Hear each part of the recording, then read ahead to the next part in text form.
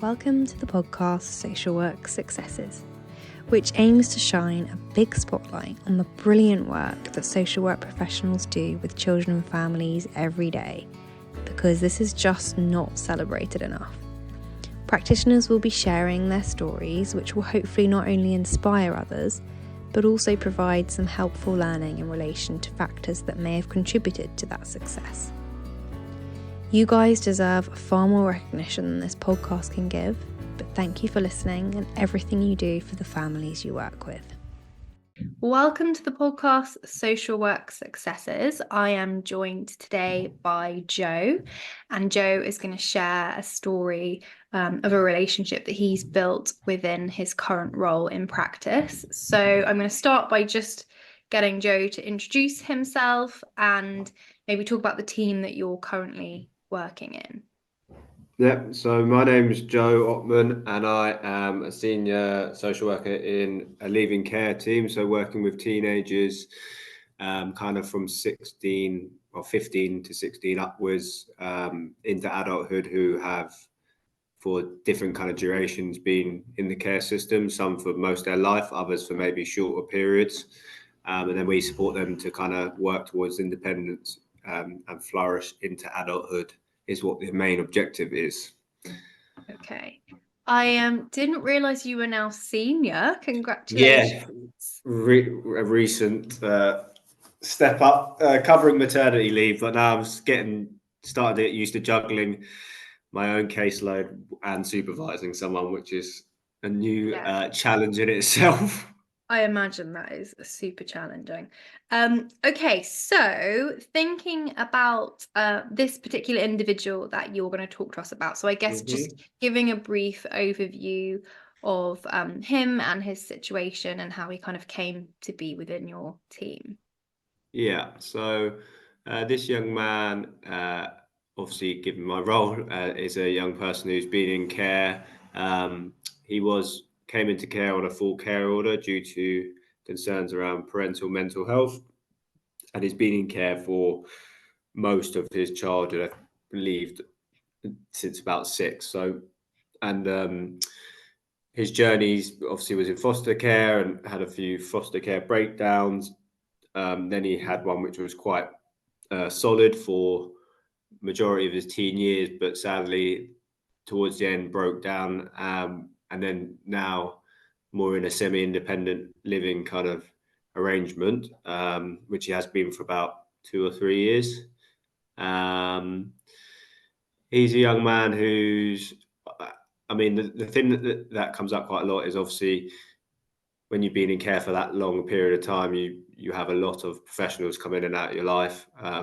So that's always, I think, been a tricky factor for him, which I'll talk about a little bit more in the minute. But I think the key themes that come out for him and trying to support him with is his own mental health, some substance misuse issues, and then some just, I think this is quite very common for young people who are in care, just general identity, kind of understanding their identity a little bit more. So whether that be just like who they feel they are, because they've obviously not been with their families, but also like wider stuff around their social graces, particularly with this young man around his kind of ethnicity and sexuality. So that's kind of like a general insight to his journey. Yeah. So I guess thinking about how open he was to engaging with you and having a relationship with you, was that something that was a struggle at the beginning? Yeah, I think, it's interesting because we've come a real long way over the time we've worked together. And again, I'll talk about that in a minute. But I think at the beginning, I pride myself on probably my best skill being building relationships with people. Sitting behind the computer and doing the admin, maybe not so much. But, I personally think that the initial... That's the right way round. Yeah, that's what I think. So that's what I tell myself every day anyway. And one of the comment that always stuck with me with this young man is at the beginning, he said, the first day I met him, he said to me, well, there's no point building a relationship with you because you're going to go as well. And it was just really telling, not only for him, but for not families, but also young people. Is, there's such a high turnaround of social workers due to the demand at times that was his experience. Well, what's the point of letting you in to my life? Because the last person I let in, they then left, and you're going to go eventually as well. So it was, I had to kind of be quite patient myself and knowing like this is going to be a slow burner and breaking down, kind of building that trust, but breaking down them barriers in terms of him feeling comfortable to let me in, which we did get to eventually. But, it took a bit of time thinking about how to do that, really. I was going to say, only time can actually break that down and Mm, prove your sort of availability. mm. Um, okay, so which part of the work with this young man would you consider to have been a success? I think around kind of his mental health and substance misuse, kind of the conversations we've had ongoing around, you know, when his mental health deteriorated, working alongside him to make sure he's accessing the right support. There was a really quite big incident, which again I won't go into depth, but was around kind of mental health and substance misuse, which led on to us doing quite a lot of work together around what led to that incident for things to deteriorate so much. And interestingly, I kind of felt like that might have been the turning point in terms of like him feeling trusting in me, because it was quite a serious thing that happened. And I know he felt quite, you know, backed up despite what had happened, and not judged, which is obviously really important. And then I think then another kind of piece of work that it's been ongoing a lot, but like his kind of lack of identity with feeling connected to his biological family, because he doesn't have any contact with them whatsoever and doesn't really want that. But you know, he's not he wasn't born in the UK, and his parents are from different nationalities, so he's got quite a lot of strands of different areas he needs to kind of explore around his identity alongside his sexuality. So I think him feeling kind of supported and heard about not feeling connected with that has been helpful for him, but also again I think it's helped him feel more trusting and then more confident in our relationship together. Mm. um So I guess you kind of identified then that that was a piece of work that needed to be done with him. yeah.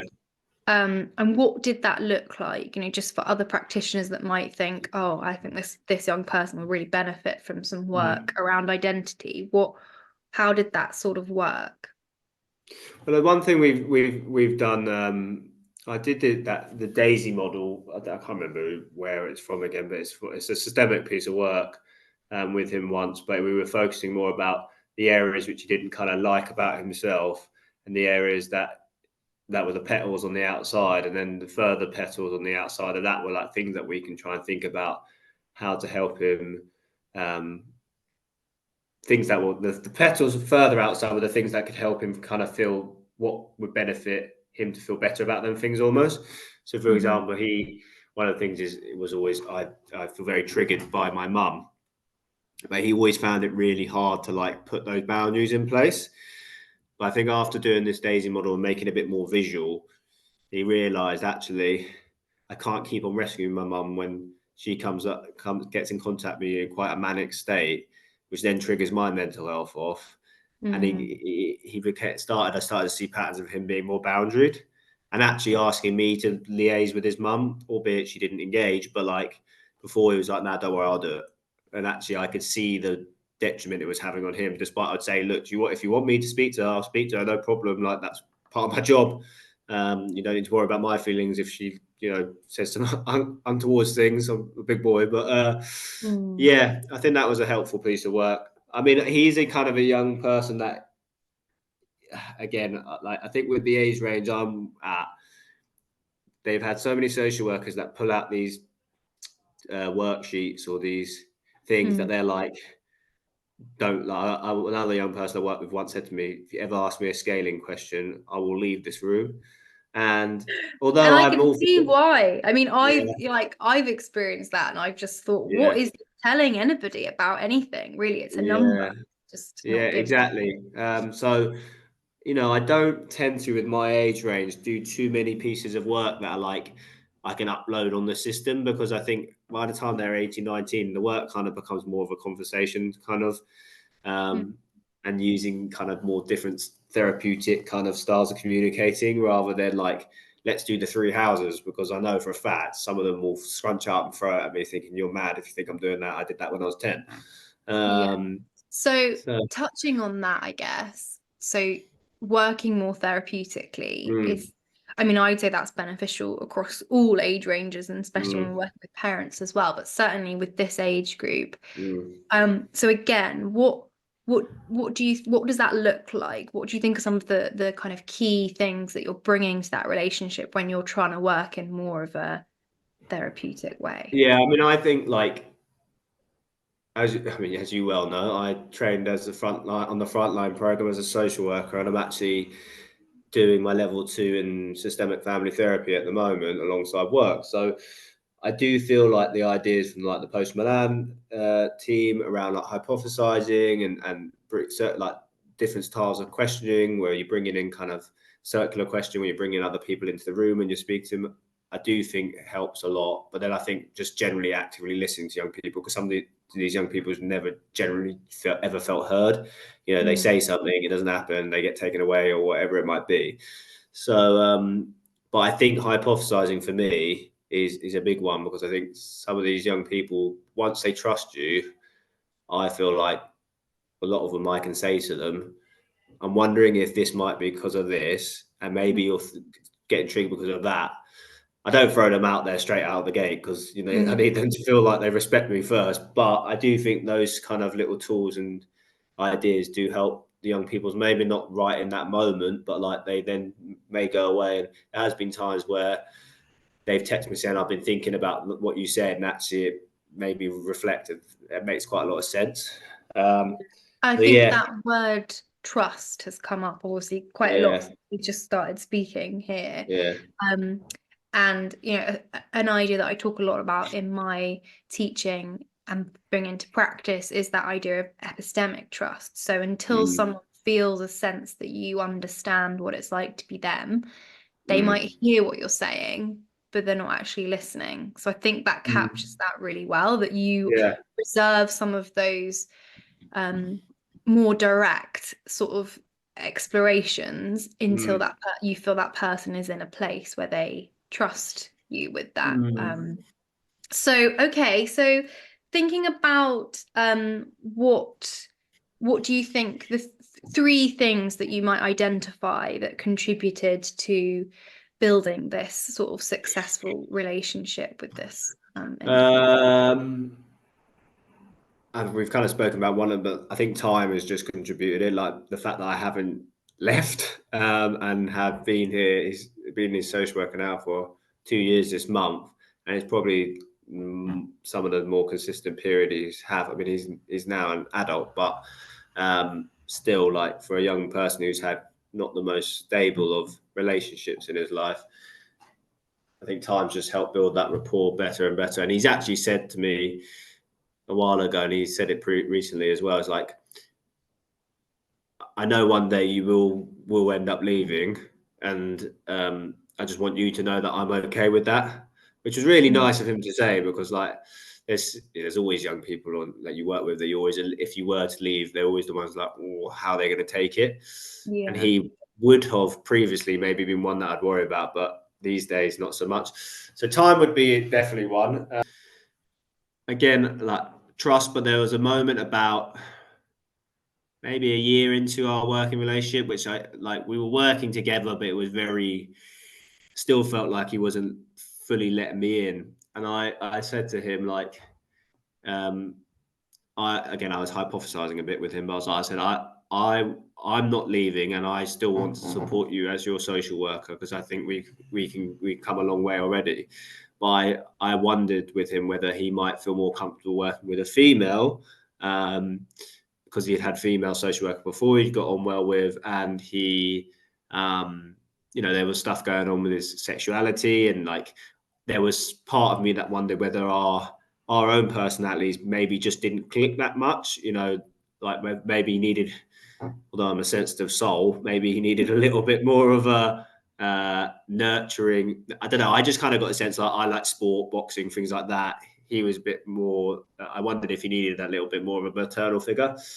But anyway, like I think me saying I still want to work with you, but I'm offering it up. I'm not leaving. I'm not abandoning you. I'm offering up a conversation that don't worry about my feelings. If you say actually I do feel safer with a woman, then we can look at that.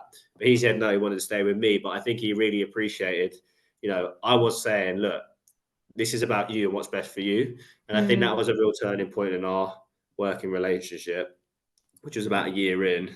And then finally, I think just level consistency. Like he doesn't really and never has needed like, unless it's been a crisis, which has been a few, but needed an awful lot from me. But he knows when he does need something from me, I'll stick by my word and I'll do it. And he knows I might say, look, I can't do this right now, but I will come back to you on it. And I always do. And I think, again, that comes back to trust because I think, unfortunately, sometimes, and it's just the challenge of the job, a lot of people might say, oh, I'll do this. And then it just slips through the net. And then young people who've been in care, I think they remember that more intensely when things are offered or said and then it just doesn't happen. Yeah, I think those themes, so really we had like time, trust, availability, they're relevant across the board, right? When practicing with anyone, as practitioners, we need to give that to the parents that we work with. We need to give that to the children that we work with. And I know this is kind of idealistic in a way, isn't it? Because I'm sure every single social worker would rather have more time to be able to give to families. But I think this is a good story to just demonstrate that the benefit of that for him. Okay, so the last question is, what do you love most about your job? I've had a little bit of a tricky return to work after being on leave, so I find it a little bit tricky today. But I think the overarching thing I do like about my job is it always comes down to just relationship building. Like I didn't get into this line of work to, do computer stuff. Yeah, obviously it's the game I'm in. You're always going to have to do the paperwork stuff. But I think, the thing I love most is going out and just meeting the young people, building rapport with not only them, but their families. Like obviously parents I work with, some of them understandably haven't got the best view of social workers, like their kids have been taken from them a lot of the time. But I do quite enjoy still, breaking down them barriers and working alongside the wider networks and families and professionals. I don't know. I just think that's what we get into it for, is just to build rapport with people and try and make a bit of a difference, small or large. So I guess them small wins you got to remember and take stock of them at times. Yeah, brilliant. What a lovely answer. Okay, so yeah, well, thank you very much for joining me, Joe. That's all right. Thank you for listening. This podcast is really in its infancy phase, so please do like, share, subscribe, tell your colleagues, tell your managers, tell anyone else that you think might benefit. Thank you.